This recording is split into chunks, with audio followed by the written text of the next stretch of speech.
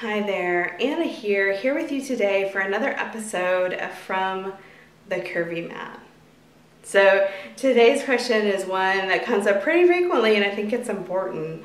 And the question is, how do I do home yoga when I live in a teeny tiny apartment? Okay, so no matter where you live, teeny tiny apartment, really big house, somewhere in between, boat, wherever you may live, I think that space is almost always an issue. So either you're trying to share your space with your human or animal companions, you live in a really small space, you have a loud neighbor, whatever the case may be, finding space is a really big challenge. So I actually have a freebie guide for you to check out, a PDF that I will link to in this blog post about creating your own home yoga space. So hopefully that will give you some great suggestions. But in terms of a small space, I encourage you to think creatively. So if you do not have space to roll out a yoga mat, check your flooring. You may not need a yoga mat at all. You may also check out, they have these things that you can put on your hands and your feet, little yoga gloves and footies or socks that will give you some grippiness on the bottom of your hands and foot. So you sort of become the yoga mat. There's a Zen idea, huh? become your yoga mat. You may also do your yoga practice from a chair or with your chair at a desk, using your desk for some support.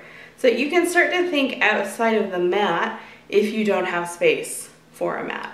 If you do have space for a mat, but not all the time, that's fine too. So you may just find, okay, so I have to push my couch back. That's not actually convenient for my everyday use, but I can move it back for a moment, roll out my mat, do my practice, roll my mat back up, move my couch back, nobody's the wiser.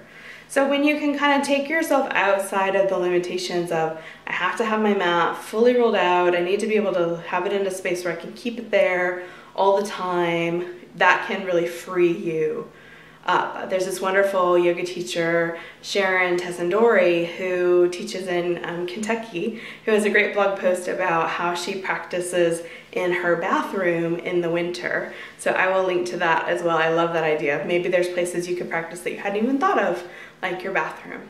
So if you have suggestions on how you practice in a teeny tiny space, or just with any space constraints that you have going on, please share those in the comments below.